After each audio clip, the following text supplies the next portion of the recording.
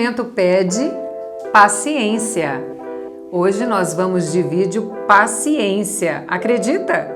Pois é, já ouviram a frase paciência tem limite? E tem mesmo. Eu sou Arlete Escaramuza Nicolete, esse é o nosso canal. E se você gostar, ative o sininho para receber as novas notificações, fique conosco e compartilhe também, se fizer sentido, é claro. Bom, nós vamos falar um pouquinho de paciência, porque essa série é O Momento Pede, e mais do que nunca o quanto tem exigido de nós paciência.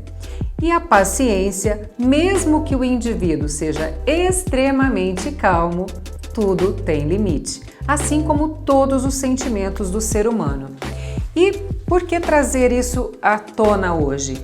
Eu tenho visto muitas mães e pais preocupadíssimos e muitas crianças que estão voltando aos poucos para a escola com um tom de voz muito mais alto do que era quando saíram. Então, o que isso significa? Muito tempo em casa, a paciência também, como a gente disse, tem limites e chega um momento que os pais ou os cuidadores acabam gritando com a criança e às vezes nem percebe que o tom de voz está bem mais alto do que o normal. É muito importante que a gente observe o nosso tom de voz em casa, porque toda vez que falamos muito alto, o nosso sentimento, a interação com a criança, ela diminui, a criança se afasta e ela cria quase que um bloqueio auditivo para não ouvir os gritos ou um tom de voz muito alto.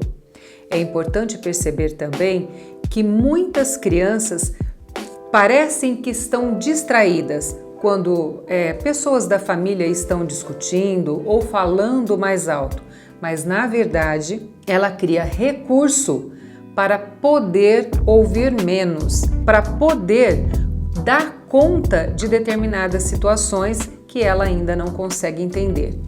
Então, é óbvio que é quase que impossível ter paciência o tempo todo, mas há pequenos truques, pequenas dicas que a gente pode ter aí para ajudar nisso. Então, a criança está bagunçando ou não está conseguindo ficar na aula, você já falou 1, 2, 3 vezes e não está aguentando mais? Tome um pouco de água. Parece muito simples, não é? E é, mas extremamente eficiente. Enquanto você toma água, você oxigena o seu cérebro, minimiza os efeitos da raiva ou da frustração ou da impaciência. E ao ir até a criança para falar, você provavelmente já terá diminuído o seu grau de estresse e poderá falar um pouco mais baixo. Uma outra dica: quando você percebe que está muito nervosa, está muito próxima da criança, ou por conta de algo que ele esteja fazendo ou não esteja fazendo e você pediu para fazer, não fale com a criança naquele momento. Saia de perto. Dê uma volta pela casa, vá em algum outro lugar, se afaste da criança, inspire profundamente, solte o ar devagar e aí volta. Bom, não, mas hora que tá na hora da raiva eu acabo gritando. O adulto é você. Então, é você que precisa ter o controle da situação. Quanto mais gritos, quanto mais alto, quanto mais xingamentos nós tivermos com essas crianças, especialmente nesse período que ela está isolada em casa, menos condições a criança vai ter de aprender, menos condições ela terá de realmente entender o que você quer dela. Eu já falei isso num outro vídeo e acho muito importante, por isso eu vou repetir. Quando a gente está enamorado, os namorados falam baixinho. Os namorados, quando estão no clima da paixão ou naquele auge do namoro, eles falam baixinho um com o outro. E já foi comprovado que quando você fala baixo, o outro ativa o sistema auditivo para ouvir melhor. Quanto mais alto, mais distante a gente fica do outro. Quanto mais eu grito, quanto mais eu fico enfurecida, mais eu me afasto do outro. Quanto mais baixo, quanto mais calma, mais eu me aproximo do outro. E esse é um momento de paciência. E é claro que, como todos os sentimentos são findáveis, esse também é.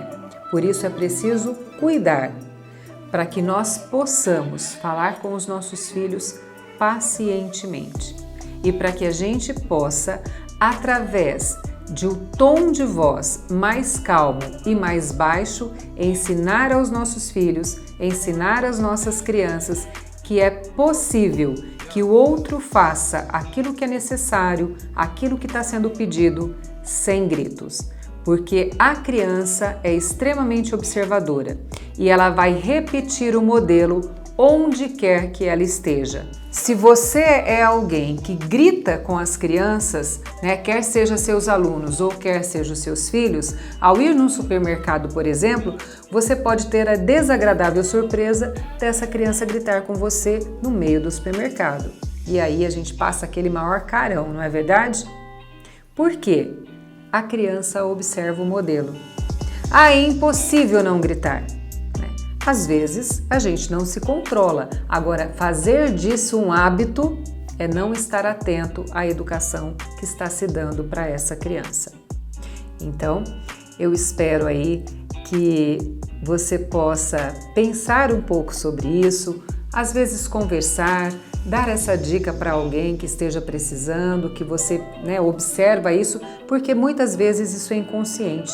A gente não percebe que o nosso tom de voz está muito alto, a gente não percebe que a gente tem gritado o tempo todo. E na sala de aula, as crianças têm dito muito isso.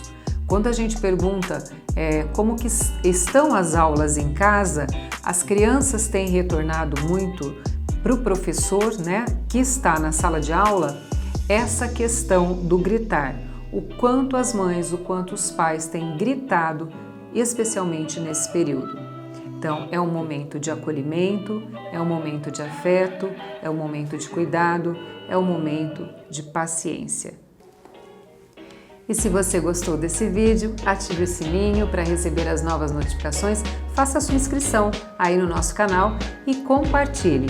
E eu te espero na próxima semana. Lembrando que toda segunda, quarta e sexta tem conteúdo novo aqui no nosso canal.